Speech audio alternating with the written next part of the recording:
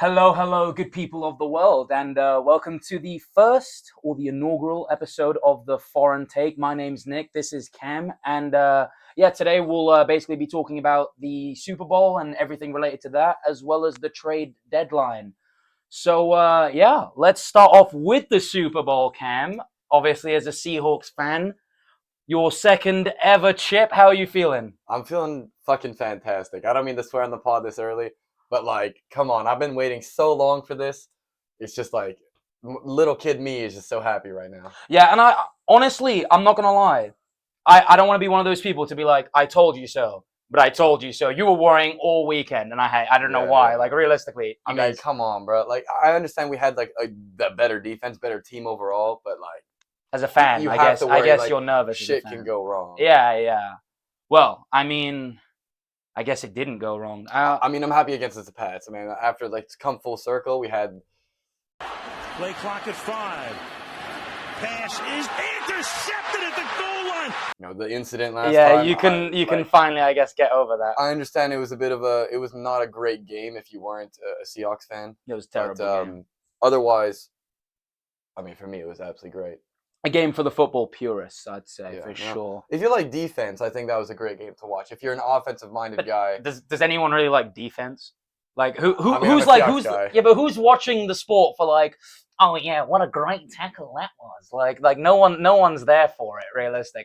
Me, bro. Yeah, well, is your team doing it? Yeah, my team's historically known for defense. So I'm always yeah. I mean, I don't know where that ranks against other Super Bowls. I mean, to be fair, last year's was pretty bad too, just because it was over by half. It was bad in it was bad in I guess the other end of it. Yeah, because on the opposite spectrum almost, because you see last year the Eagles kind of just put BTA on the Chiefs. And you kind of knew at halftime the game was already done, but this year it was good because it was BTA on the Chiefs and that Chiefs dynasty. Yeah. It was very satisfying to watch them kind of crumple. It was honestly last year kind of reminded me. I will obviously get into talking about this year, but last year it just came to my mind. Kind of reminded me of remember when the Warriors lost to the Raptors? Yeah. It's kind of the same thing because you've got this team that everyone's kind of low key rooting for to beat this all powerful dynasty who have not ruined the league, but have definitely been the villains of the league.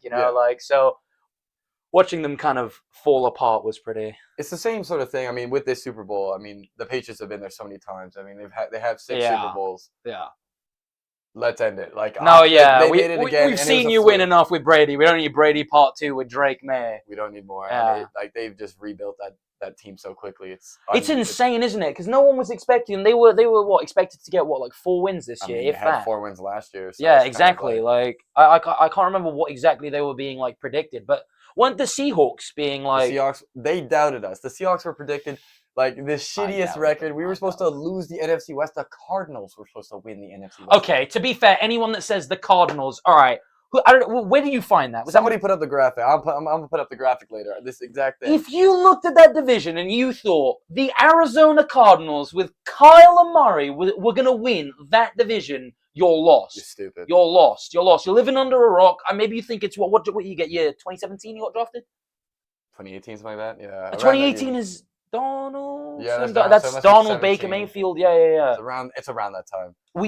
Speaking of Sam Donald, the king. Yeah, obviously, I'm sure. Jesus. Yeah, I'm sure the Vikings are kicking themselves, but they've got 9. They got the 9. They have 9. They have 9. They have 9. What do you make of I guess Sam Donald's resiliency? That was one thing I did see. He showed great poise in the Super Bowl. Yeah. I mean, he had a lot. I mean, the Patriots defense was good. I mean, they didn't hold us to you struggled. You didn't score. You didn't score till the second half with that field goal, didn't you? There's no touchdown in the first half. And so when you look at it like that, I mean, the difference between Drake May and Sam Darnold was impeccable. It's a huge difference. Yeah. Unfortunately, the rookie aspect of Drake May, the inexperience level, just it really showed. And Sam Darnold, going through all this adversity, showed that he was able to step up in that big moment. I couldn't help but keep going back and looking at that clip of him where he's mic'd up and he's looking and he tells I think one of his teammates or one of the coaches, this is when he's on the Jets, he's like, I'm seeing ghosts. It was against the Patriots. Yeah, it was. Well, I mean, full circle moment, but exactly. It's crazy to think that a player can go from from, literally saying they're seeing ghosts, not just the media talking about it, but them themselves talking about it, and really alluding to the fact that they're like, on their way to being a bust, and really kind of come full circle. Like, I know he was on the Panthers for a bit. He was nearly out the league. Yeah, well, no, entirely. I mean, really, he was maybe not out the league, but like he was being accepted as a perennial backup forever. Oh, yeah. Kind of in the similar route that Daniel Jones was looked at before the start of the season, and how probably Mac Jones is viewed right now as well. Like a similar kind of. I'm hoping on a Mac Jones resurgence, and I think he has the potential. I mean, he was good in college, and he showed great, flashes. He has shown flashes on the Patriots. Yeah. Flashes on the San Fran this year. Yeah. Well. He did pretty well, so I'm hoping that there's a team out there that just need that guy to step up, and he has some experience, and I think he has the ability to do it. And hot take, I think he will have a comeback. But on San Fran? No, on San Fran. I think he'll get traded and have a. Where do you think he gets traded to? I don't know. I'm like, trying who to need think a quarterback? Because the thing is that the Raiders will get Mendoza. Yeah. And then, like, who else really needs? I think something like if the Saints, if Tyler Shaw doesn't work out next year, the Dolphins maybe too. The Dolphins. I mean, they have Quinn Ewers and they have Zach Wilson, I think, as well. Yeah, but I mean, I never rated Zach Wilson. Like, I never rated him ever. And then, like, Quinn Ewers, he's still. I mean, the Browns maybe, I guess, as well. Shador. Oh yeah, I know. I'm not. Yeah, I'm a Shador hater. I'm not, like, unfortunately, like, not a personal thing. Like, I'm sure he's a great guy and all. I don't think he's going to amount to anything in the league. I want to believe in the story, but I'm not sure. I want to believe in it because, like, it would be really cool. And, like, also, like, everyone kind of hated on him. And in a similar vein to Sam Darnold, like, everyone kind of gave up on him, So it's always nice to see those, like, full circle kind of stories. It's just narratives. Yeah, exactly. I like a story in the NFL, and I think everybody else does. I mean, that's why they push them so often. Yeah, and who doesn't love an underdog story? And I think Sam Darnold is probably the best example of an underdog story. Speaking of underdog stories, K9 Finals MVP, the first running back Finals MVP since I think it was 1980. No, 1998. Okay, 1998. I thought it was 88, but sure, yeah. 28 years. Yeah, okay. Well, there you go. Still, in damn near 30 years, the first running back to get a Finals MVP. What does that say not only about K9 and the Seattle Seahawks, but also potentially about the NFL as a whole and how it might be changing? I think it's just crucial that, the run game is crucial for Seattle. I mean, we've always been a run-first team, and I mean, he was the only one who was able to move the ball on both teams for more than a half. Yeah, well, yeah, definitely in the first half, he was really the kind of anchor. The anchor, yeah. Exactly. There you go. There you go. Great minds think alike, ladies and gentlemen. Great anchor. And I think, there's obviously, you can say that Jason Myers deserved it, or Michael Dixon, the punter. I mean, that in itself. The highest paid punter-kicker duo is on the Seahawks. They're the highest paid, not I didn't know individually, other than Michael Dixon. He's the highest paid punter. Yeah, but like together. Yeah. They're the highest paid kicker, punter duo. I don't know if you can give a Finals MVP to a kicker or a punter. Like, realistically, like, unless it's literally... The league does not want that. Well, the league does not want that. I think it's also not good for a story. It's not good for, like, marketing in any sense. Well, it's not even that. It's also, I guess marketing especially, like, you're not going to market a kicker. You know what I mean? Like, they could be out the league in 2 years. You look at Justin Tucker a couple years ago. Sorry, I hit the mic. Justin Tucker a couple years ago is viewed, like, by everyone as the best kicker in the league, and now he, he had those allegations and everything about that. So I forgot about that. Yeah. Well, now he's going to be kicking. He's kicking sandwiches for Subway. I don't know what that. He's kicking the curb. That's what he's kicking. I don't know. He's flipping burgers. Yeah. Put the fries in the bag. He's probably going to get another massage. Yeah. Happy endings. Happy endings. No, not a happy ending for him. Although he may come back. I mean, it depends. He could beat the allegations. Yeah, it's not looking good. But I mean, a team might just need him. Man, we got other kickers like Brandon Aubrey. Yeah. So new faces. So in your opinion, do you think that Finals MVP was warranted, or would you say that maybe like a defender, like maybe we both spoke about Witherspoon? He had 3. I think he had like 3 sacks in that game, something like that. It was the second half, I think, but he had multiple QB. Yeah, but which is crazy considering his position as well. Yeah. No, like he. I mean, you could go to Derek Hall. Yeah, Derek Hall was very good, and a forced fumble.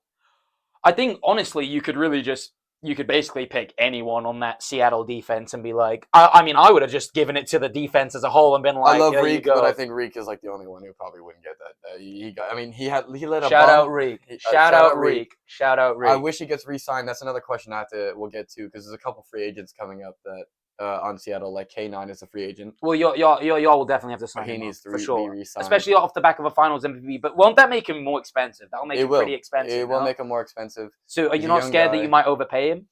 No, I think he deserves his flowers. I think he needs it. And Seattle has projected 70 mil cap space, so Which is a we'll be pretty fine. We've decent signed amount. the major guys. I mean, not that Kanan is a major guy. I think it's him, Shaheed or Right, Rashid. yeah. He needs to be re-signed, and then Kobe Bryant, pivotal in that defense as well. I know it's always Kobe Bryant. Kobe. No, not that Kobe. Shaq. He's not here. Yeah, we got Shaq and yeah. Steph, unfortunately. And then there's somebody else who needs to be re-signed. It's not off the top of my dome, but yeah. Yeah. he's Anyway. there.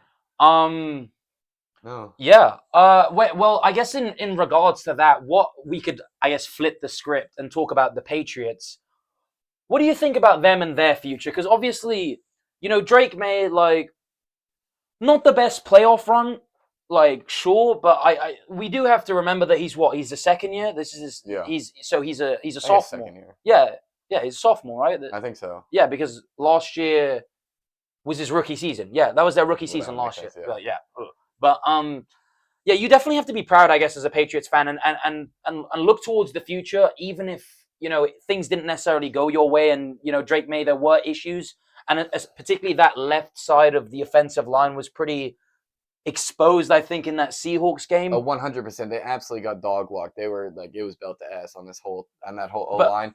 Although it was known before, and it has obviously come out for, I guess, more casual fans, that Yeah, Will Campbell, the left tackle for the Patriots, he was injured. I think he had a torn labrum. Something right. like that. Which that does make sense Injured. because there were a couple times where he was getting He got completely we bodied. were eating pancakes every fucking play. Yeah. There, I saw at least 2 or 3 times where literally the defender tackled Drake May. Oh, sorry, the O lineman ended up knocking into Drake May. Yeah, there's one time with Riley Mills, which is a rookie D tackle. Yeah. And he just I don't really. think I've seen it. Maybe I'm just a casual. I did not see him all season, and for him to come in the Super Bowl and just absolutely piss missile his way through, just absolutely dog walk that team. Send that rocket to the moon. No, exactly. I mean, that's another Riley who's taking on 2 dudes at once. So fair enough. That's funny, Riley. Hey, what can we say? And yeah, sorry, I just kind of went blank for a second. I guess to add on to that point, I mean, if we're talking about that rookie class from last year, the QB room, Yeah, I don't think Drake May was on the card to be, I guess, to take his team to the first. Well- I mean, obviously, Jaden Daniels was such a highly regarded recruit, and he went to the Commanders, and he did so well. He went to the playoffs, and obviously, yeah, you made the conference final. it was divisional round. Divisional round. Okay, didn't make I the keep NFC saying conference championship. finals. I meant championship. And obviously, Caleb Williams being the number 1 overall pick. And- I mean, he's going up this year, but last year he definitely had his low.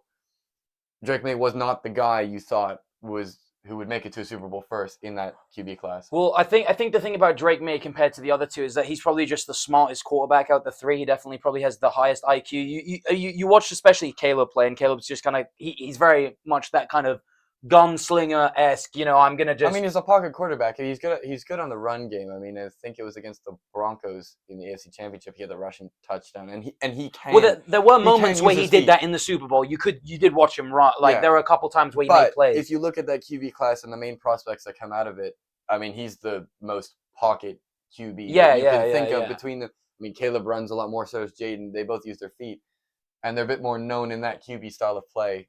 So it's interesting to see that Drake May. I mean, fair enough. He's a bit more of a traditional quarterback, but he's a dual threat at the same time, and it's like you don't really think about it. Maybe that's just me. So if I was to, I think it's because he's kind of I guess at least coming in, he was predominantly, he was often compared to Stafford a lot, and when you think of Stafford, you don't think of that kind of Mobility.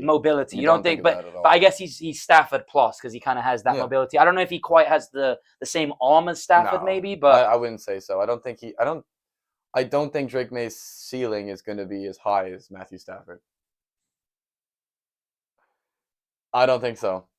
Really? I think Stafford's gone to Super Bowl. He's won it. So's May. May's gone to a Super Bowl in his he's done it second early, year. but I just don't think that I think that the Patriots team is a young roster, and I think they're going to continue to do well. I don't think they're going to make it past another AFC championship. Ever? You don't think Drake May Not with ever Drake makes May at the a... helm. I think, but you have to think about, yes, you have to take into consideration No. Drake May No. and the team that he's on now, but it was a very easy path to the Super Bowl. And I Yeah, don't think yeah, okay. and the AFC is a hard conference. But I would say probably NFC. I think the AFC is harder You think the AFC is harder than the NFC? overall. I think. Ooh. Well, I right don't now know. or looking, I think looking forward, the NFC might be harder. Right Yes, now, probably the because AFC is harder, but that's AFC just... right now is harder because you have guys like Mahomes, Allen, Burrow, But Lamar. those are all just names. names. The Bengals suck. The Ravens have just... The Ravens and Bills have fired their head coaches. They're chokers. Like, Mahomes, the Chiefs are kind of in... There's still powerhouses that you have to worry about. Yeah, for sure, but... And I don't think that Drake May in New England is going to surpass those guys. So you think Drake May is going to be the worst out of the three? If I was to tell you, rank the three quarterbacks out of... Well, I mean, you can put Bo Nix in there too, and JJ... I've always been pretty high on Bo Nix. I think Bo Nix will get to another Super Bowl before Drake May. But do you think he's going to be better than Drake May? Overall? Yeah. I think Bo Nix is a better quarterback than Drake May. No. I think so. And that's not That's an awful take. That is an awful take. There's no way you believe Bo Nix is better than Drake May. He almost was MVP this year. Drake May was second in MVP voting. Okay. But that's the regular season stat at the end of the day. Yeah, but he made it. He made it through anyway. Like, even with all those struggles, how are you going to say that Bo Nix... But think about it like Bo Nix is also... How old is Bo Nix right now? He's 25, right? Something like that? He's already 25 years old. Drake May's what, 22, 23? Yeah, but Drake May is already doing this stuff without that experience. You give him a couple more years. Drake May at 25 is going to be... Okay, riddle me this, Batman. I think if Bo Nix was on that team in the AFC Championship, they make the Super Bowl over Drake May. Drake May doesn't make the Super Bowl. Yeah, but we're not talking about right now, which I'm still taking Drake May over Bo Nix by the way. But I'm saying in the future. Let me ask you this. If the AFC Championship was a perfect condition weather game, no blizzard, this year Broncos versus this year Patriots, you're taking the Patriots over the Broncos? If Bo Nix is playing? Yes. No, but I think that's because the Broncos have a better overall team. Again, we're not going. I think so. You can't just say, oh well, because they've got a better team. Sport. Yeah, but one player versus one player, it's unfair because if you put Drake May in that Broncos team, they might beat they put up a good fight against that Seahawks team. If I have an expansion team in the NFL and I have to build a franchise from the ground up, I am taking Bo Nix over Drake May. I would have drafted Bo Nix over Drake May last year. I'm 100% serious. What? Yeah. Why would you... Sorry. Why would you draft Bo Nix over Drake May? Why? What is your reasoning? I think he's a better overall quarterback, and I think How is he better? I think he's a better arm. I think he's also good on the ground when he runs.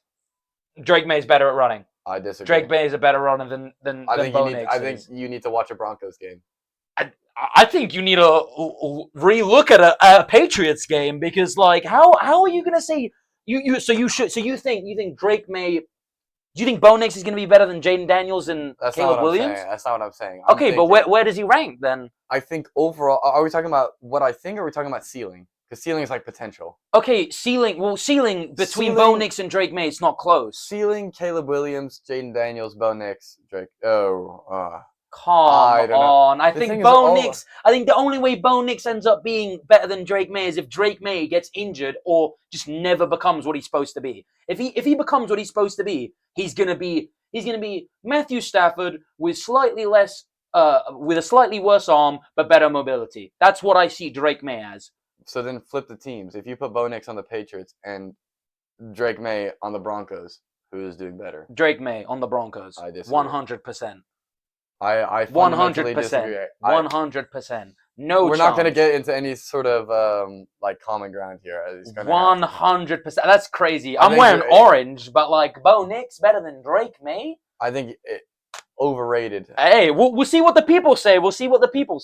Who knows? More with NFL news. There's 3 teams that have uniform changes. 1 confirmed, 2 on the ropes. We don't know did if tell it's me about this. Confirmed. Shout out to Zach Cohen, who's a uniform NFL guy. So all this stuff comes from him and all that knowledge. But yeah, I'll just kind of show you how that goes from us there. So with the Falcons, they have a confirmed uniform change. This is what they currently have. This is not the change. That's their old logo. So That? the one on the right is their old logo. That is ass. Really? That one on the right is awful. Apparently, the uniform change is going to be reminiscent of their old logo. There's going to be a logo change. It's going to somewhat be like a mix of the two. But that's already what their new logo looks like. They look this. I think it's going to be an updated version with like older elements, and then obviously you can see Matt Ryan in the current Falcons uniform, which I think are absolute ass. And I think the retro uniforms on the right here are much better. People say that. Well, I mean, not say people. The rumors that it's going to be another black jersey with a red helmet, and it's just going to be something like that's going to be a bit more permanent with an updated logo. That's so boring. Like I feel like, I mean, I think the Falcons logo right now is fine. I think that old one is awful. Like I mean, it's nostalgic. That doesn't look like an F though. What is that? Like genuinely, what is that? How is it any less than an F? It doesn't look like an F. It's like wonky. Like that's almost a J. Like I feel like. Or an upside down L. That's a bad take, but no, that logo. You can't look at that look logo and think, "Oh yeah, that's fire." Think of the context of obviously that's a really retro logo. Okay, well, I don't know how old it is, but I still think the Falcons. I mean, I definitely think they need some kind of rebrand, but like this is not. I don't know if this is necessarily the way. Like, not to go backwards, not forwards. Like, I mean, the Falcons have had some pretty stinker uniforms. I could put it on. It's the gradient from black to red. It looked horrible. Yeah, but that was just kind of that era where everyone was doing those gradient like jerseys. Yeah, like it was the same thing in the NBA. Like everyone was running and it was ugly. Like I hate those. These jerseys are ugly, jerseys. and I think the red and black combo of the Falcons is like it has so much potential. Yeah. You could do so much with it. Like, and what they've come up with here is terrible. So I'm hoping that this new uniform is good. And this is one of my bigger issues with NFL jerseys, that they're just really not creative. Like, no one tries to do anything interesting. Absolutely. Like, I don't know why you wouldn't have like a cool looking. I remember the Texans when they came out with the new jerseys. They were pretty cool. The Texans, I like the red. Yeah, that was cool. Like that was a good rebrand. Like done well. Like I understand you need to keep some kind of like the bell's gone off. I don't know if you heard that, but I don't know if you need to keep some kind of identity, but that is not the way forward. Yeah, I don't know. Yeah. I personally have high hopes for what they can achieve with this, obviously red and black and a mix up between new and old. And I think the Falcons retro jerseys are underappreciated. I think they're underrated. Well, okay, so that's the retro jersey. That's what the retro inspired jerseys that they have now. Okay, so I will say those are better than their current jerseys. Yeah, I agree. The logo's ugly though. If they're keeping the branding of the retro branding, but they use the modern logo, that's probably the best of both worlds. It seems to be like it'll be tweaked, but it's they can tweak it a bit. That's fine, but I really don't like that old logo at all. Absolutely fine. But okay. So we'll move on from that one. The next team is the Commanders. What they have is currently, obviously, they just had that W, and like they've had some name. That's miles better. That is miles better. Yeah. So I mean, they're using a lot more of this logo with the spears. That's coming up in a lot of their graphics nowadays. And I think Media Day last year, if I'm not mistaken, Jaden Daniels was imaged, photographed with a spear. And it seems to be that's what they're moving towards. Okay, that's really cool. And it's a jersey they used to use. It's like similar to Florida State with the spear on it. And it's also being Native American. And so that's what I'm saying. It's shout out Patty Silver for making the graphic, and then Zach Cohen for obviously finding these images, and obviously the news about the jersey change. But so that's what it would look like on.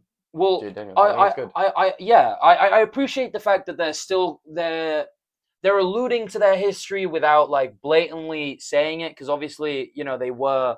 I think this is an alternate jersey. I think there's updates coming to the ones that they currently have. No, I mean, I think the Super Bowl era jerseys with the W are coming back. Okay. And then this would be an alternate jersey, and I think this would be, if it comes back, one of the best jerseys in the league. Yeah, that's a cool. I mean, I like the Commanders colors as is, just because it's unique. That kind of like burgundy. This is ironically my middle school colors, burgundy and yellow. Really? Legitimately. Fair enough. But the new logo is a massive improvement. It just adds so much more identity, and it pays tribute to their history and what they used to be, without kind of that's the Redskins, without really like the controversy, whether you agree Yeah, with it exactly. or not. Whether you agree with it or not, without like kind of it pays tribute without kind of like needing to bring the whole identity back. Yeah. So I'm definitely a big fan of this. We spoke about this briefly before the pod, and I said I do think they like when they should win or like before the game starts, like they should have someone just come on the field and just throw like a Chuck spear,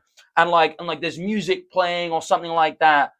Like The spear lands and then everybody runs or like out. And it's just hype. imagine like when they win, like there's like a spear designed every week for the team that loses to them, and they like and Oh. when they're at home and they gotta like Damn. and they throw it away, like they're like get out of here, like you suck. It's like a light the beam thing. Or like they just plant the spear. Yeah, like yeah, they've they taken plant over. the spear, and it's like imagine I had like someone's head on it. That'd be Yeah, crazy. no, They're not gonna do that, isn't they? Plant the The spear. NFL is the no fun league. They Well, ain't no, gonna do but that. they could put like the logo on top. That's what I'm saying. And they Well, no, plant but I'm it, saying and the logo in the ground and they Yeah, just and they plant it. plant it. If they go to an away game, they plant it. That would be So they're sick. like, we're taking But over. that's this, gonna like, cause everyone is no one's gonna like them. That's gonna be Also, like they're gonna straight. get clowned. They do that and lose. They're Yeah, gonna get clowned. yeah. But I mean, hey, high risk, high reward. Commanders. I think this could be like a This huge could be it. turnaround in the This could be identity of it. the team. They can be a Throw the team. spear. Yeah. Sorry. No, it could be something cool. Lastly, the Titans. This is rumored.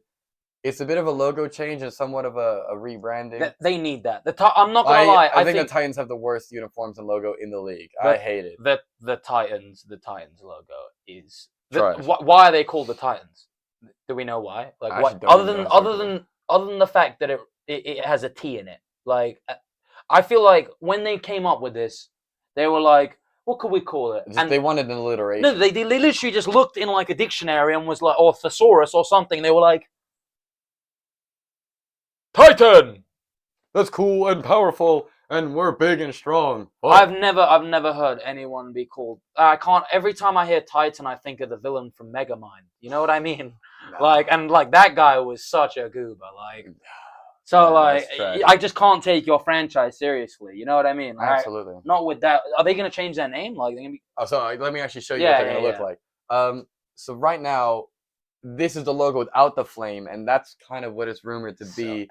This is the secondary logo that they currently have. I'm pretty sure they currently have. I think they need to make the secondary sword logo the main logo. That's infinitely better. That would make the branding elevated so much better. I mean, what is that? Could be Tesla. That literally that's looks like Tesla. That's Tesla. Tesla. With stars, bro. Great, Elon Musk, Tesla, Cybertruck. The one thing they've done is gone closer to the Houston Oilers colors, and I think that they're gonna play into that branding. So what they could do with the sword is have it with like bring the Oilers logo back into the sword. And I think that could look really cool. Yeah, shout out to the guy who made the graphic. Well, the thing is that their jerseys aren't even that bad here. Like, no, so these are fine. mock-up. No, these are not the real jerseys. Oh. These are mock-up jerseys with a potential logo. I like the baby blue. It's unique. I like the baby blue. That's what the Oilers. Yeah. It's the baby blue, and so they have the same logo but with no flame, and then they have like I don't know what do you call it, like Greek pattern around it. I don't even know why it would be that, but I guess it's Greek Titans in mythology. I think that's why it would be that. Yeah, because Tennessee is so well known for it. Like, we couldn't have done something to do with country. Like, I don't know. I mean, Tennessee being such a football state. I mean, the Tennessee Volunteers in college. I would have rather them call them like the Tennessee Tigers or something. Like, well, actually, that's kind of boring. Yeah, like we don't need. What could they call him? The Tennessee. I was gonna say. I'm just trying to like. Tennessee Turtles. I don't know. Put them in green. Maybe the Titans is. This is why we don't name. Yeah. I guess you know what? Maybe I need to look at the dictionary and I'll come up with something. I don't know. I think we have too many animals. I think we're good on that. So something else would be interesting. You'd have to look. I think something historical for Tennessee. Yeah, there's got to be something better. But like, I mean, yeah, it's an upgrade. Nor does it have to be an alliteration. I'm just like not moved by the Tennessee Titans organization in any way. I'm not moved by their roster. I am not moved by their presentation. I'm not moved by any of it. Like, but I mean, they are on their way, I guess, to getting a new stadium. So yeah, there's a couple teams. The Bills are getting a new stadium. Well, I think it's almost done. And there's a couple teams that are getting a new stadium. I think Chicago just canceled their plans, but they may have something else. There's numerous teams getting new stadiums. And I think it's going to be good. It should be. I think the league is looking forward. I think there's a couple teams that need rebranding. That's another segment. I think we should do another time. teams that we would change their branding of, like maybe not entirely, but like I would teams that need change. an update. I would change a lot of them, but yeah, I think that we could do. We could I do think that. the Colts That'd be a need an good idea. update, but that's we'll I get actually there. like the Colts. I just think it's pretty iconic to me. Like, I mean, you could update it, but it's You simplicity. just have a horseshoe, right? Yeah, Like, but give me look. something better than that. Sometimes simplicity works, right? And I think the Colts are like a big enough franchise that like to the point where it's like we know it's the Colts, and it's iconic. I see your point. The but I want Titans, something new and have fresh. nothing. Like, and Titans have it's no history. and There's it's no. I mean, yes, they're the Oilers at one point, but they have no like historical significance. the Titans are the Wizards of the NFL, like in every regard. I don't think that's a bad take. Like at the all. Titans are the Wizards. They have because the Wizards. We'll get onto this when we talk about the City jerseys. They need a rebrand. Please, you've just gotten AD and Trae Young. Can we get some decent jerseys? Not the booty jerseys we've been having since Paul Pierce has been playing. I think this is a good segment. Change. Yeah. Okay. So we'll get to the now. I guess we'll get to the NBA aspect. Most recently, the trade deadline has just happened, and All-Star Weekend is this weekend. Interesting trades coming up. Yeah, so I'm just gonna kind of like run through all the major trades, and yeah, I just basically want your opinion on them. We'll rate them for both sides, A to F. For context, I'm a bit more of a casual when it comes to the NBA, so I know big names. Yeah. It's just these sort of trades. I understand the magnitude of some of them. Yeah, so this is something we probably should have prefaced at the start, but we kind of just got right into it. Essentially, like the way that this show is going to work is that we're both obviously foreign, so that's where the name comes, the foreign take.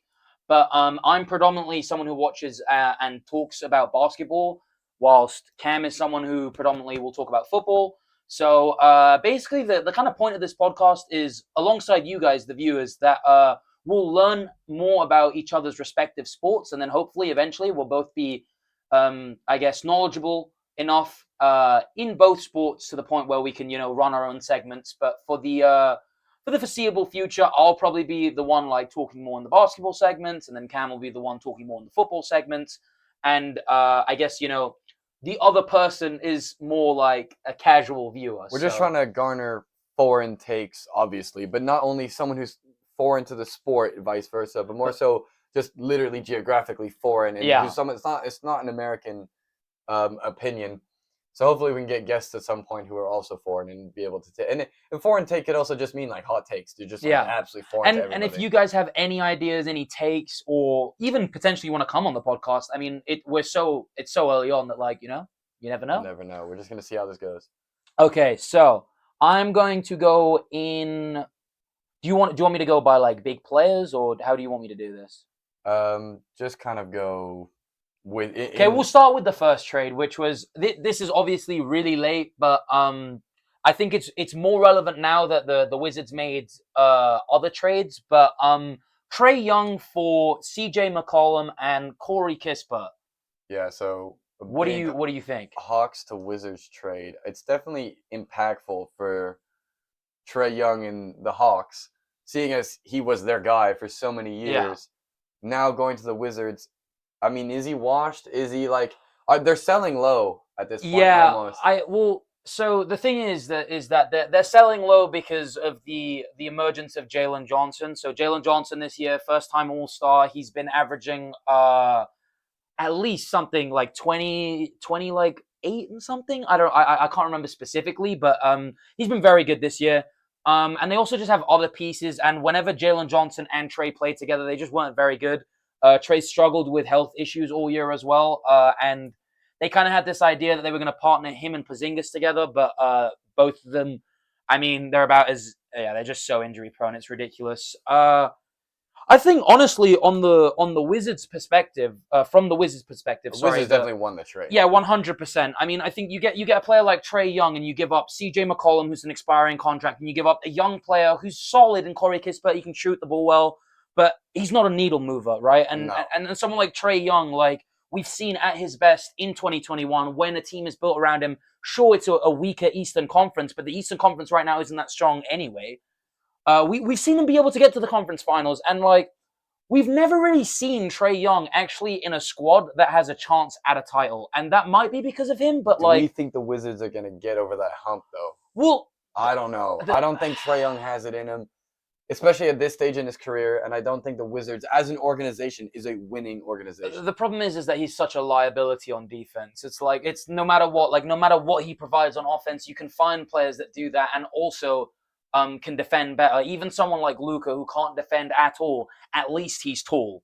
Like Yeah. at least it's a body. Trae Young is so short. Like I don't think people like really understand how small Trae Young is on the NBA floor because he's like a regular height, but on the NBA floor he's tiny. He's Yeah. tiny, which makes Ben Simmons look even more ridiculous, by the way, for passing that up. But that's completely irrelevant. Yeah, grades wise, I'd say for the Wizards, I mean you've It's given like a up. B. I'd give this pick an A for the Really? Wizards, just because I mean you've given up nothing. CJ McCollum is a veteran leader, but I mean like you don't need him, and he's on way too much money as is. So you've really just given up Corey Kispert, who you've just gotten, who's a young player who can shoot the ball, but he's a role player.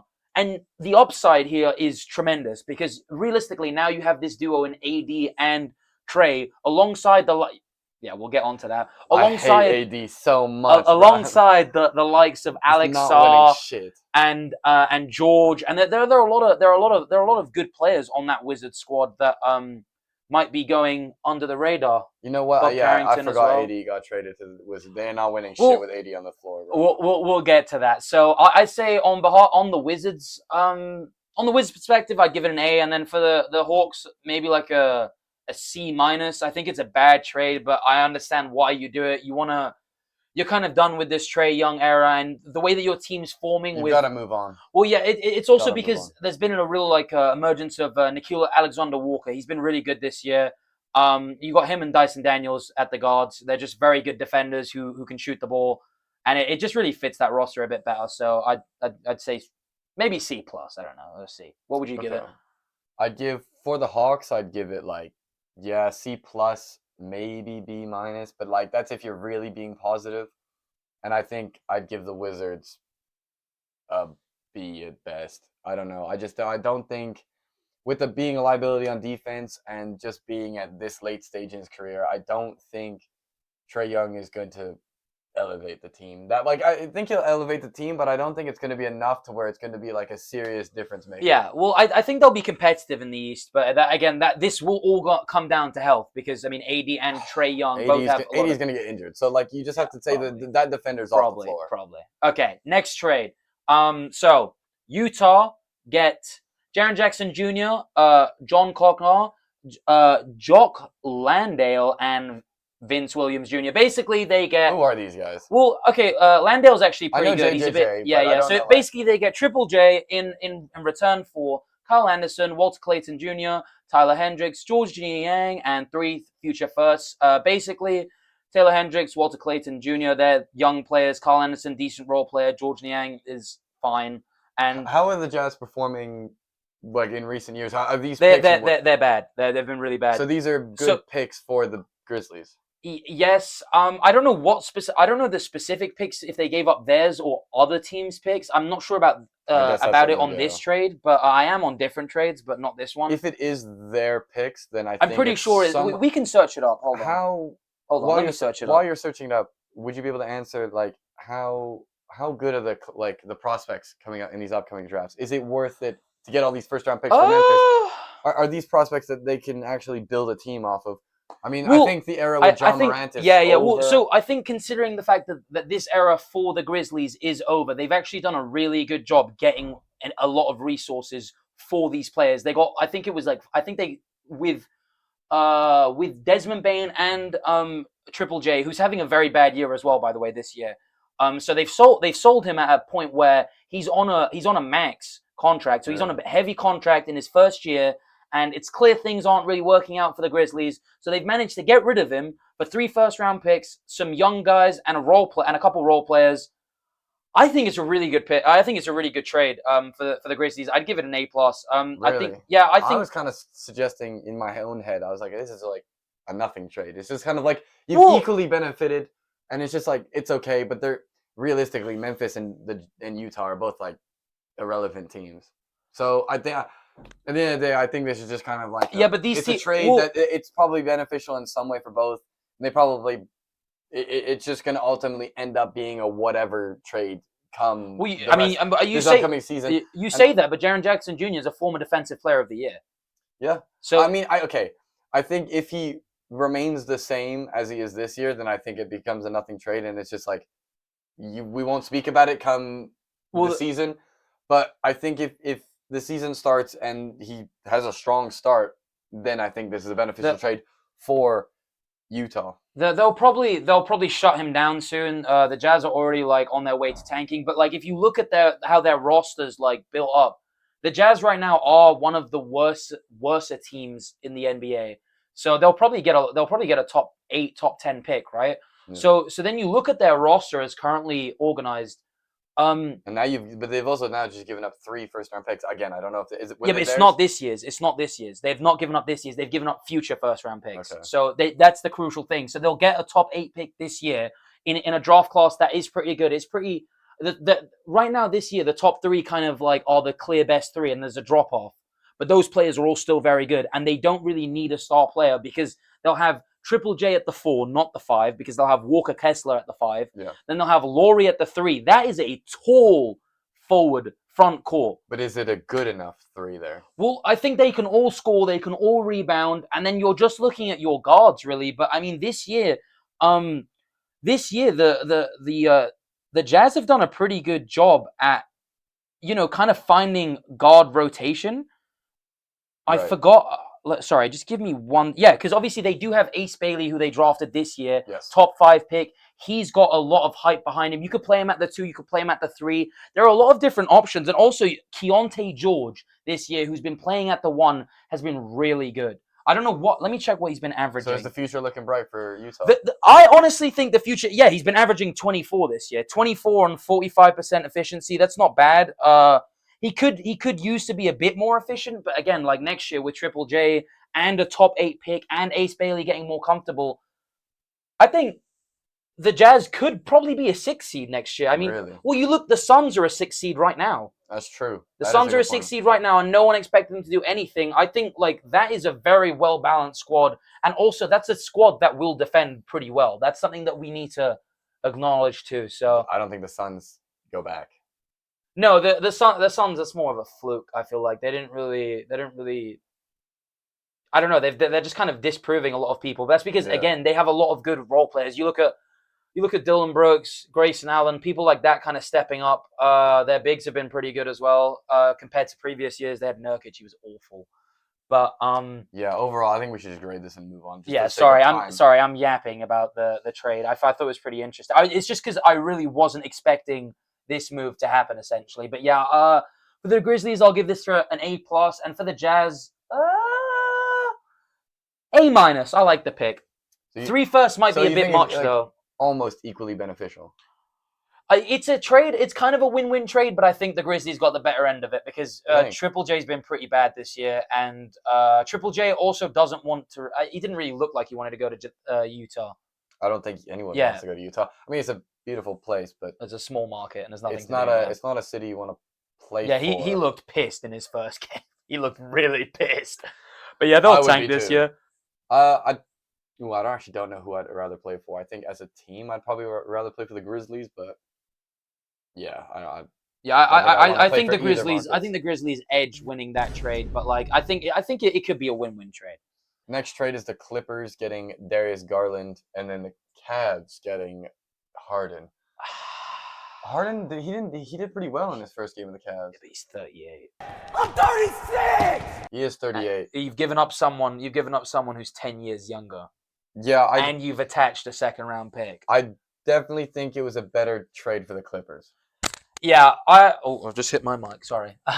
I definitely think the Clippers got the better end of the deal here. I mean, but that's, I guess, just because the Cavs are kind of at this point now where they've been these theoretical competitors for multiple years, but they haven't actually competed properly. You look at last year, they end up losing a series they probably should win. They probably should have been the team. If the Celtics get injured because of Tatum, they should really be the team that make the finals. They should make it out the East, because they really were the best team last year outside of the East, separate to the Celtics. But they keep seeming to walk into or run into these roadblocks. And Harden being brought in is just to kind of bring in A veteran guy. well, not only a veteran guy who's been there and done that, but someone who can really create for Donovan Mitchell. Right now, the way that the Cavs play is super half court dominant, so it's very slow, and they really rely on isolation plays and Donovan Mitchell basically to just score by himself,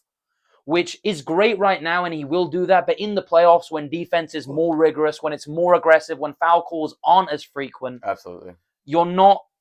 Darius Garland might not move you. And there's also been a lot of injury concerns internally with Darius Garland, which is why they were willing to let him go for someone like James Harden. I just don't think it was the right move for the Cavs. I don't think they should have gotten rid of him. Well, you think Harden's just a choker? It's not that I think he's a choker. I just don't think. I think it goes back to just the Trae Young argument. I don't think it's too late in his career, and I don't think he's going to move the needle that much. I think.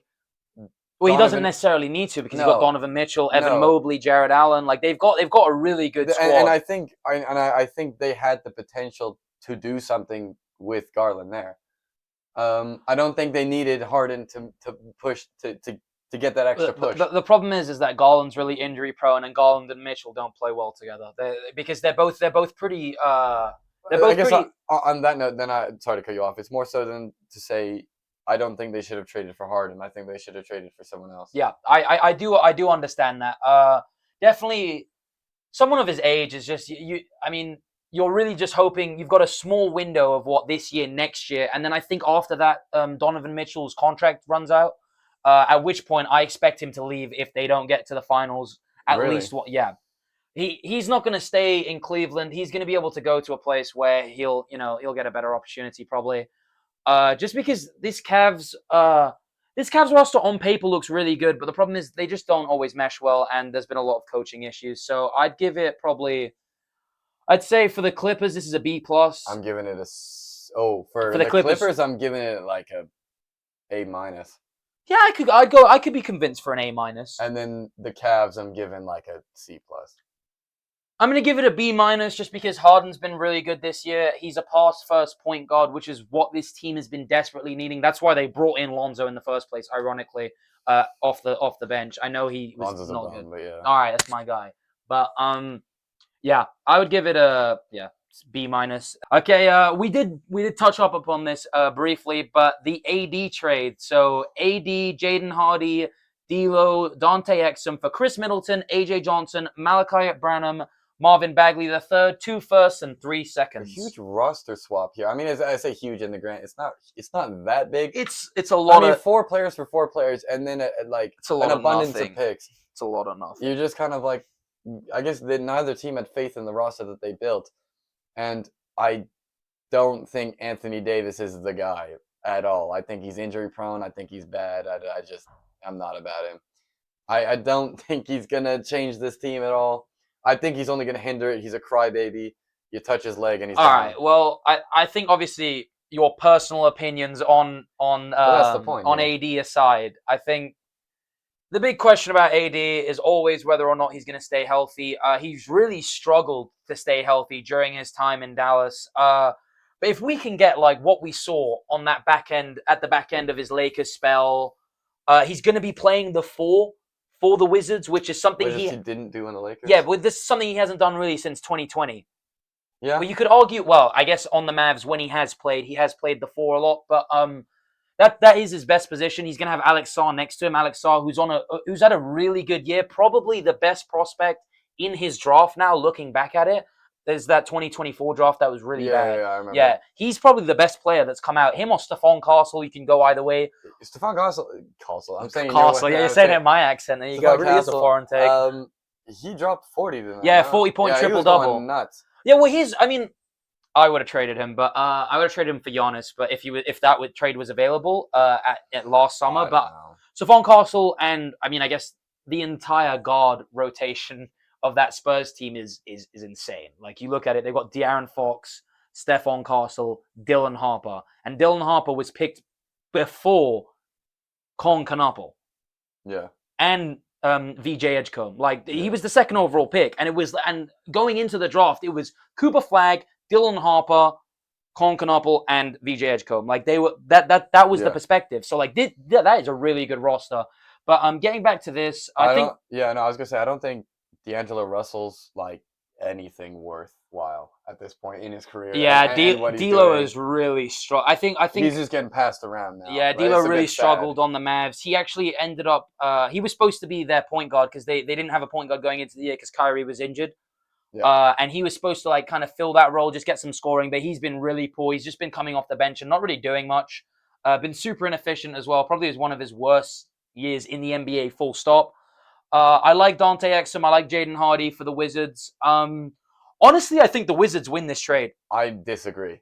Well, this is my like obviously biased opinion. I don't think D'Angelo Russell and Anthony. But the Mavs didn't really get anything for him.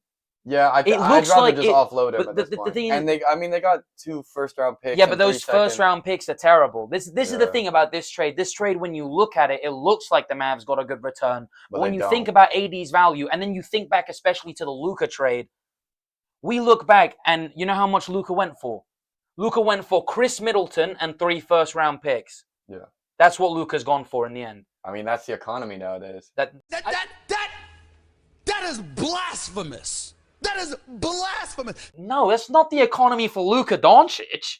I mean, that's the economy. That's the economy for like. That's less of an economy than there was for Mikal Bridges and Desmond Bain. You don't tell me that. But I think the economy is on its way down. Yeah, but Luka Doncic. Because I think at one point, I mean, this is an You can't tell me Luka's not worth at least 5 first-round picks, like, considering his age. It gets like that. I mean, I think this is my gripe with basketball trading. I think it gets to a point where you're like, how many picks are you going to give someone? Like, if you give someone, like, it's an exaggeration, but 10 picks and a player, fucking hell, like. Yeah, well, that's the value of a player. A player in basketball has more player than a player in football, unless it's a quarterback. Yeah. You know what I mean? But I think it gets to a point where the economy needs to come down. The thing is about this pick is that this trade, is that the Mavs, the picks that they actually get from it, they get a protected first-round pick by they get OKC's first-round pick, and they get a top 20 protected pick from Golden State, which means essentially they're going to get, 2 late first-round picks for Anthony Davis? What are those players really going to come to? Nothing. I don't think Anthony Davis is anything that. So I think to end this one off, I think we're grading them personally. I think the Wizards get a C+, and I think Dallas get like a C+, B-. I think this is equally. This is like a nothing. I'm gonna give the Wizards. And the thing is, I do really like the Mavs. It's just their front office work has been poor recently. Thank God Nico Harrison's gone. I think the Wizards. I'd give them a B+, honestly. Obviously, there is that injury concern with AD, but I mean, what are you really giving up for him? You're not giving anything up. You still have all your own picks. You've given up picks that you don't own, even. That you own them, but they're not your picks. Yeah. So they've still kept their picks. So they've just given up 2 whatever first-round picks and gotten Anthony Davis, which, he could be injured and not do anything. But what if he's healthy? If he's healthy and you have that squad stay healthy, the Wizards have a legitimate chance of coming out of the East next year. I just don't see a world where he's healthy. Yeah, but or that roster's healthy. Yeah, but even in that slim chance that he is healthy, it's worth giving up nothing. That's what they've given up. They've given up Chris Middleton, expiring contract. No one cares. Chris Middleton is old and isn't going to do anything.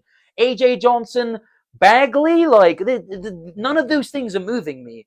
I would be more than happy to give him up just to take the swing at AD. So I'll give the Wizards a B+, and I'll give the Mavs a D. Because because the fact you're giving D to the Mavs. Yes, I am giving D to the Mavs.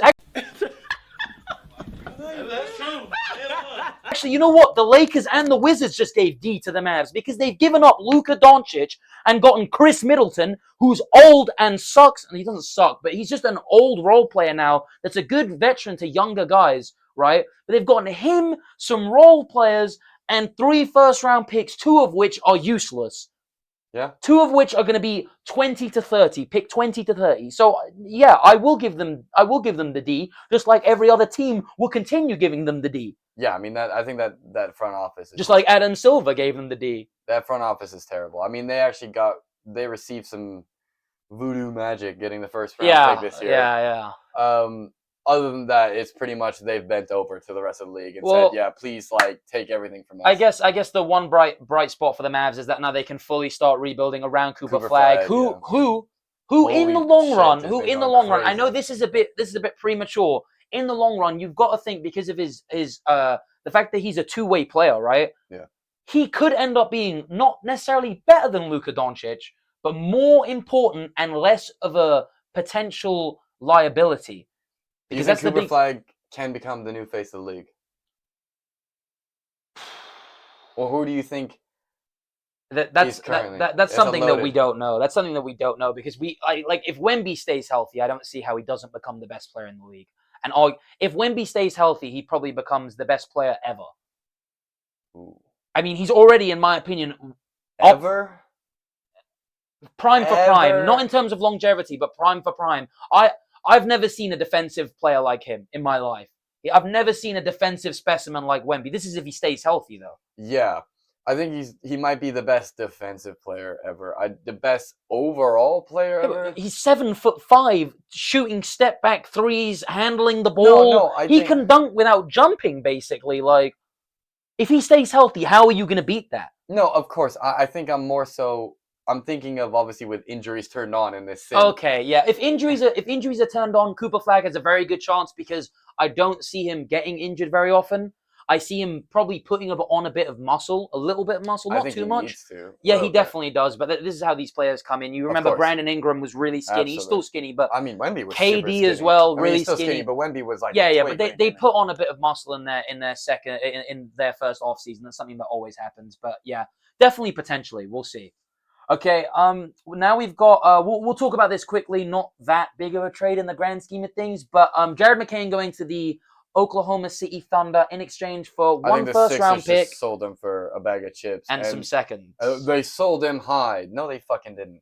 I mean, like, Not a big believer of Daryl Morey, are we? no, I No? don't like the Sixers, and I think that front office is trash. I think Embiid is bad. Obviously, Embiid's actually been really good recently. I don't Some thi- would argue he should have been an all-star this year. I don't. He might be all-star caliber, but I don't think he's a. I think they need to move on from him at some point. I think they should trade him now while they have the chance still. I don't think anyone. I think in this market though, if you're having like, I mean, John Morant's a great example because John Morant, a couple of years ago was an All NBA player, but now you look at him, teams had to give something up if they wanted to get rid of John Morant. Yeah. So I imagine someone like Embiid, who like you, the difference between I think John they need Morant to is sell that at house least a there's bit, still yeah. the upside with John Morant, where like you could be like, if we put him in the right system, he might work. Embiid's knees won't change; they're gone. Yeah. And I feel awful for him because I'm he's saying- such a good player, but I like mean, his knees how are gone. old is he? He must be pretty old now. He's not that old. He might be like 31. He was only drafted in 2016 or 2015. So then, 2016. He was 2016. 2015, 2016 is irrelevant at this point. He only has so many years left. Yes, he's still relatively young, but he's only Yeah, got he's so many- 31. He's only got so many years left, especially with those knees. They're gonna. Yeah, keep I degrading. do think you probably have like a 2-year window with him, and then like he'll probably be like. So I think they should practically trade him in unable a 2 to. year. I think the Sixers But need no a one's complete gonna rebuild. take him. No one's gonna take him. You might as well if no one's gonna take him unless you attach picks. But that's to a it. contract that's still being eaten. Exactly, but he's on a like a supermax contract, so like no one will want him. So you've just got to run It's it with him. unfortunate. Yeah, I don't think he's the guy anymore. I think Jared McCain was a good role player, and I don't think they should have given I him mean, up. in terms of the Sixers, I guess they must have not thought that highly of McCain in the first place. But they also do have that backcourt now of VJ Edgecombe and I mean, he and is coming Tyrese off an Maxey. ACL tear. I don't know. I don't think there's any justification to get rid of Jared McCain right now because you get a 2026 first round pick from Houston, which we know they're going to be competitive. They're a very good team. So you're probably going to get, let's say you get pick 26 out of that. You've already gotten a worse pick than what Jared McCain was. Jared McCain is already a known entity. You've seen him show flashes, right? You've seen him, and you've let him go to OKC, where they had Isaiah Joe balling out. They're gonna have Jared McCain balling out eventually, right? This is a great move for OKC. Oh, 100%. I think this is A+ for OKC. I think this is like a. I'll give it an. C. You know what? Yeah, I'll give it an A. I'll give it an A for OKC. I think potentially this gives them the opportunity when they do eventually have to re-sign Shet and Jalen Williams, that they can maybe let go of someone like a Lou Dort and replace them with McCain, who'll still be on that rookie contract. Whilst on the Sixers' perspective, I'm baffled why they'd get rid of McCain when they have Quentin Grimes, who's on a really bad contract. And What position does Edgecombe play? Edgecombe's a shooting guard. Maxey's a point guard, and then they've got they had Quentin Grimes and Jared McCain. I really like Edgecombe as a player. I think I really like Jared McCain as a player. I think it would have been a really fun team to watch for both of them. I think alongside Embiid and then Maxey, I think that could have been a fun team to watch. It's just they've now gotten rid of him. I'm just baffled why they wouldn't go and trade Quentin Grimes, who's a bit older, still kind of young, but like he's just on a really bad contract. Like I don't know why you wouldn't try and move him, keep Jared McCain, who you drafted, and you can still use him as like a sixth man or like as your main guard coming off the bench. But Yeah. I guess they believe more in Quentin Grimes's ball handling abilities, which is fair enough. Yeah. But I think McCain will be great on the on the Thunder. I'll give the Thunder an A, and I'll give the Sixers a D again, a D plus maybe. Like, Yeah, or maybe I'm a pretty C low. minus. You get a first round pick. I guess it didn't work out. Yeah, you know what? I'll give it a C minus. I give it a C, and then I'll give OKC an A to A plus, depending on how. Yeah, we'll see how he goes. McCain Yeah. develops under OKC. Okay, so I don't know if this is the last trade. We might have one more, but I mean, what do you think about? Do you really want to talk about Chris Paul going to the Raptors? We don't have to because he's not going to play. And then same thing with Lonzo. He's not been called. Yeah, Lonzo, he got waived. He'll get signed somewhere. I don't know where I hope he goes. Maybe the Warriors. That'd be fun. That's where he's rumored to go. Speaking of the Warriors, they picked up Kristaps Porzingis. Tingus Pingus finally goes. Pingus, the Latvian legend. Yeah, is he Latvian? Yeah. Well, you would know. Yeah. He is the Latvian legend. Yeah. So he gets traded. Finally, the Warriors get rid of Kuminga after what feels like an eternity of will they, won't they? And they also get Buddy Hield. What do you have to? What do you think about the trade? I just don't. I think Atlanta got the best of the trade here. Okay. To be fair. Why would you? I don't know. I mean, because again, I don't follow basketball. I'm a bit more of a casual. I don't think Porzingis is in his element anymore. I don't think it's worth it. From what I see, Kuminga's like he's decent. He's not. Yeah. So the thing about Kuminga is the big worry that I've seen is that whether or not he'll fit into Quinn Snyder, the Hawks' coach's system. Yeah. And also they've got a lot of wings right now because they still have Jalen Johnson. Obviously, they still have Reece Archie, who is their first overall pick. You can play Dyson Daniels as a wing as well. Like they have a lot of wings. But I do think that people are overhating on this trade for the Hawks because Porzingis just can't stay healthy. Like you were talking about Anthony Davis. Yeah. This guy, he can really not stay healthy. Like he's every team he's gone to, he gets injured. Every team, and it's like I think that furthers my point. I think Atlanta won this trade. Well, here's the catch. I don't know. Kuminga can leave at the end of the year. That's true. So yes, you've given if you can keep hold on to Kuminga, and you can have him as one of your real kind of sparks off the bench, maybe even starting. I don't know who'd be better out of him and Reece Archie. They kind of offer you different things. Kuminga's a lot more of an athletic kind of presence, whilst Reece Archie is going to kind of shoot threes. It's one of those things. I think you unload Porzingis, you get Kuminga in for a year, and the rest of the year, I guess. Yeah, the rest of the year. And then you see what happens. You see what's good. It was good, and then you can offer him a good contract. Hopefully, if he plays well, and if not, then you've offloaded Porzingis, and then you could let Kuminga walk. I will say, you still won this trade, sort of. I do kind of get the vibe that I think Kuminga will walk, just because, I feel like he's just really eager to, after so long, kind of just being a bench guy or whatever, or not getting that much. Well, because he did start for the Warriors for a while before they got Jimmy Butler, but not really getting too much in the way of opportunity, and constantly being at odds with his coach and Steve Kerr and that front office as a whole. I think he'll probably walk and go to a place that will just, even if they're really bad, even if it's a Brooklyn Nets or the Bucks or just someone that's pretty bad but is trying to get a bit better. Yeah. I think he'll probably go there because they'll just guarantee him opportunity. But if Porzingis can stay healthy though, this is probably the best big Steph would have ever played with. Really? Yeah, in terms of a pure center, this is the best center they would have. And you got to think Porzingis can shoot the ball, he can play that pick and pop. If Porzingis can stay healthy, I do really like this trade for the Warriors. But it's that big if. Because they'll play well together. I think there's too much of an if. I think the if is too big. And that's why his value is better. Because I think Porzingis is a better player than Kuminga, Yeah, but like I I think would say so. But it's again, just with that big if. exactly. So honestly, I'm probably one of those people that sees this trade as a pretty like fair, even like swap. I'm not mad about it. Like I'm not that I would be anyway. I'd give him both like a B. To be honest with you, I think they both have upside and downsides, and this is kind of one of those trades where time will tell. Yeah, I agree.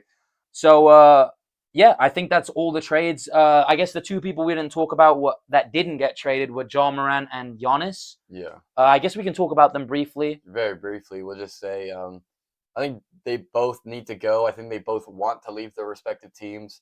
I think Giannis needs to go to a team where would you want him? What is calling to you? What do you think? it would be nice if he was on like the Raptors or something like that. But I don't think we have. You would have to give up Scotty for that, which is not worthwhile. I don't think we have what it takes to acquire him. I don't know. I think Golden State could be a team that he Golden State were one of the so Golden State kind of settled for Porzingis. Basically, so because they were one of the teams that were really aggressively, them and the Heat were really aggressively going for Giannis. I cannot picture Giannis in a Heat uniform. I cannot. I don't see him there. I don't think he wants to. You know where I want Giannis to go? Where do you want him to go? It's not going to happen anymore, but if the Knicks don't do anything, I want to see him in New York. That's where he wants to go. Yeah, but they're going to have to give up Cat. They can give up Cat and all their firsts. Do it. Maybe, yeah. But is Cat good enough as a trade? Well, you can. I mean, I've seen a lot of different ways you can work around it, but you can do a trade where you involve OG Anunoby, Mikal Bridges, something like that. They've got a lot of good. I think that would be fun to see him on the Knicks. I don't hate that. That would just be cool, though. Like I feel like we haven't had a star in New York. Like what? Bro, what are you talking about, man? Jalen Brunson's amazing, right? And he's one of the best guards in the league. One of the better players in the league, full stop. He's arguably a top 10 player. He is the star. Yeah, I mean, obviously. He just, he doesn't have that, like, he's a star. Like, you know what I mean? It's still not quite like a Giannis level, you know? It just doesn't have the name. The name value, maybe. But, like, I guess New York, you think New York and you think aura, you know? Like, and Giannis, New York, like, big lights. That'd be cool. Call it the Greek apple. The Greek apple. There you go. I'm trying to see it. The Greek apple. We're trying to see the Greek apple. The Greek apple. So on that note, other than the Greek apple, what about Ja Morant? I think okay, where I'd want him to go and where I think he's gonna go are two different things. I think he's gonna go to the Heat. That's the main place that he's been rumored to, and that's the main place that's kind of been discussion with. I think he was even looking for a house there. Interesting. But I think that's not where he should go. I mean, I think he'll be fine on the Heat, but where do you want him to go? I want him to go. This is a bit of a controversial one. I want him to go. Before the trade deadline, I want him to go to the Timberwolves, but the Timberwolves got Ayu Dosunmu. That's true. So now that they kind of already traded for a guard that kind of did what I wanted Ja to kind of come and do. But in theory, if you were able to have had, Ja Morant next to Anthony Edwards, that's probably the best player that you can have next to Ja Morant because the pressure's not going to be on him to score. It's just going to be on him to create.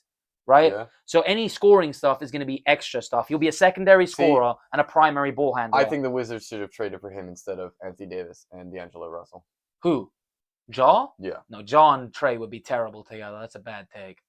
No, I'm saying outside. I think they just should have gone for Ja Morant instead of Trey, instead of like the trades that they've done. Why though? I just think it would be a better team to watch. I think it would be a better overall. Yeah, but Ja's just really struggling at shooting, and then you look at that team. That team has already got like some shooting issues, kind of, because especially more at the forward position. Because like Alex Saw, like I mean, he's all right at shooting threes, but I don't know. It needs to be a really aggressive team to the basket. Yeah, but that doesn't work in today's NBA because you can just clog the paint. If you can't shoot threes, they can. That's the thing. It's a make or miss league. It's a make or miss league, baby. It is. I don't know.